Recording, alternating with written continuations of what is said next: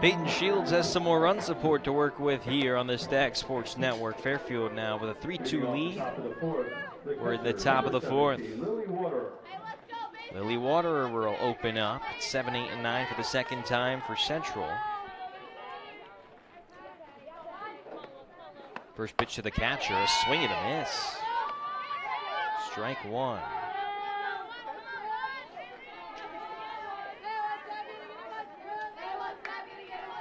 Waterer flew out to left her first time up. 0 for 1. 0-1 pitches high.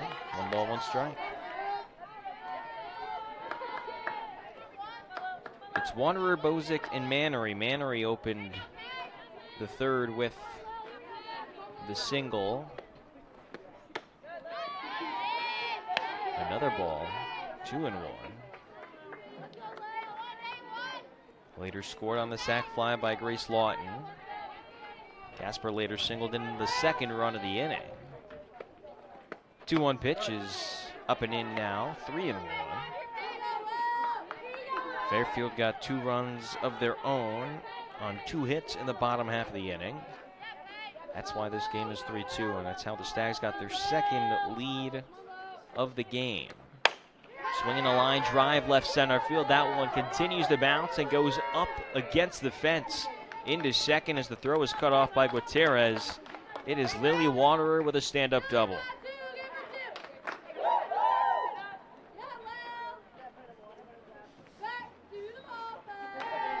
Waterer with her third 2-bagger of the year. Just like that, the tying run is in scoring position again.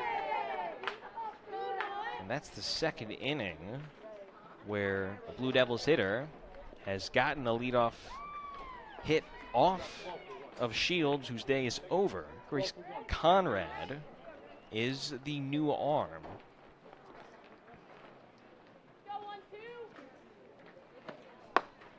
Conrad will be the new pitcher for Fairfield coming on here in the 4th inning. Conrad, a sophomore from New Jersey. On the season for her, this will mark her 10th appearance, all in relief, if you want to go for that term. It's for Conrad on the year, 0-1, a 3.71 ERA. She has 3 strikeouts over 11 and a third innings. Waterer got a double to open up this top of the 4th, and immediately after, Julie Brzezinski said we got to make a change.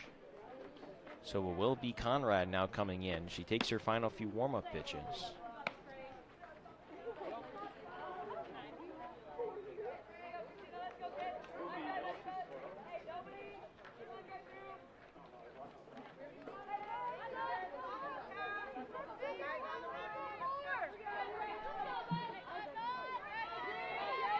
The second baseman, number 14, Christina Bozick.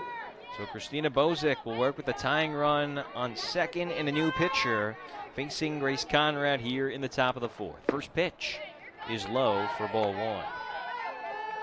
Bozick popped out to Olivia Meckel, the catcher for Fairfield, to end the second inning.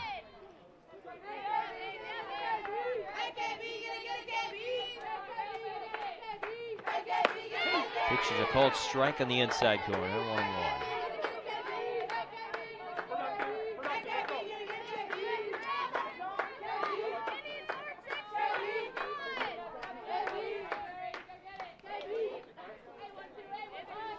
In the 1-1. That skips, and they say that it ended up hitting Bozick. Must have clipped her cleat. Hit by pitch. The right fielder, number 44, Adriana Mannery. And Adriana Mannery steps in with first and second. Still nobody out here in the top of the 4th. First pitch from Conrad. Swinging a little looper. Bouncer to Gutierrez. The throw is to third, and it's dropped by Bielski. Everyone is safe. And Bielski, who got the nod at third after Parvati had the error yesterday in the 7th, Does not catch the throw from Gutierrez. An error of her own.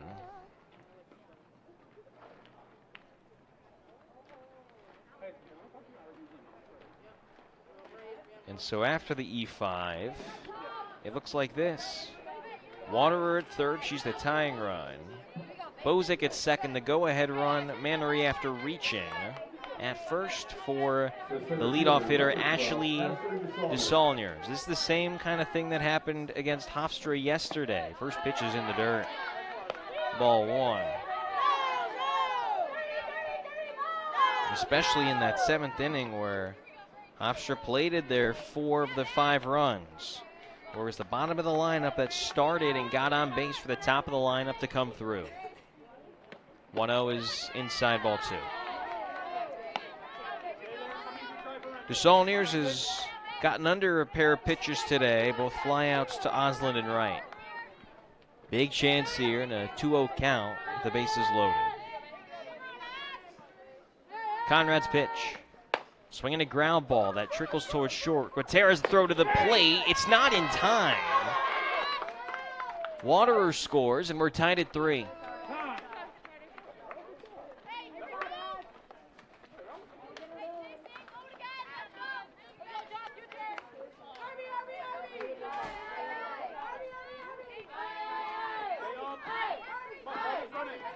Pair of balls hit to Gutierrez. A pair of times her throws have been on the mark. They've either been dropped or a tad late.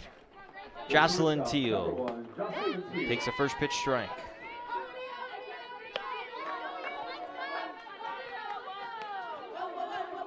Nothing in 1 to Central Connecticut State's number 1. She's the shortstop. Waterer's run does go in as unearned as the 0-1 pitch is grounded to Gutierrez. This throw is to the plate, and it will be on time. They will get the force. Bases remain loaded.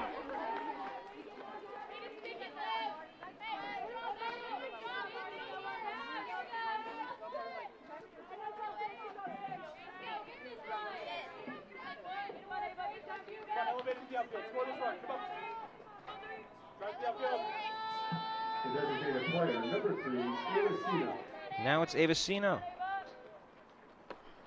First pitch outside.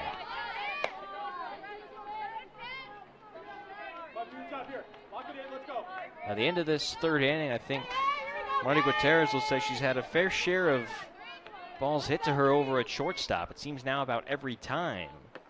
1-0, that one yanked foul. It's 3 straight hitters that have hit the ball to her at short. There was some brief time called. Kachakian came in to give Conrad some encouragement. And then she's had to make some form of throw. 1-1. Outside, 2 balls and a strike. First throw was right at third where it needed to be. Bielski dropped it.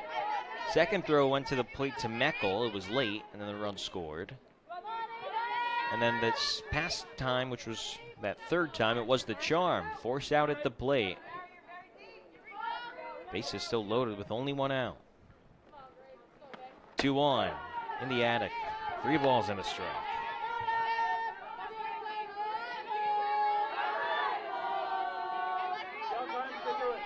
Also see that up in the bullpen, it's Delaney Moquin getting some throws in. First-year pitcher for Fairfield.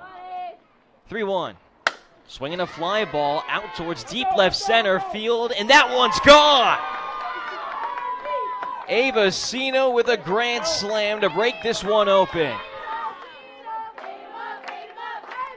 4th home run of the year for Avicino. It is a grand slam, and it is 7-3 Central Connecticut State.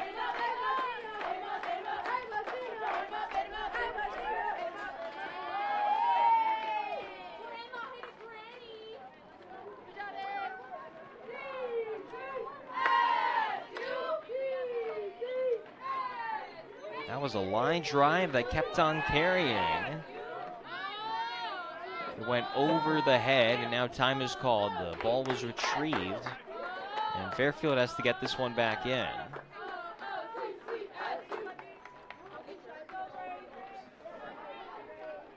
Grand slam for Avicino, who's now 3 for 3 with 3 hits and 4 RBI. And here's Grace Lawton. First pitch, up and away. Ball 1. The first baseman, number 21. Central Connecticut State, 7 runs scored on 8 hits against Fairfield Arms. First pitch, and rather the second. Lawton pops this one to right field, and it is caught for Osland. Doherty was diving for the ball herself and fell in front of her. There was no collision. Second out.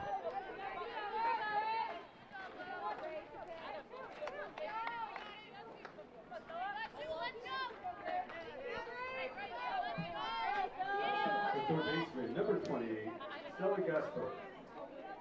Here's Stella Gasper, 8th hitter to come to the plate in this inning. A 5-run inning. There's a strike. 5 runs on 2 hits. You have an error, a few fielders' choices mixed in. And as for now, as that one is hit in the air to left field, Silvestri makes the catch. It will be 7-3 Central Connecticut State. Blue Devils put up a 5 spot in the 4th.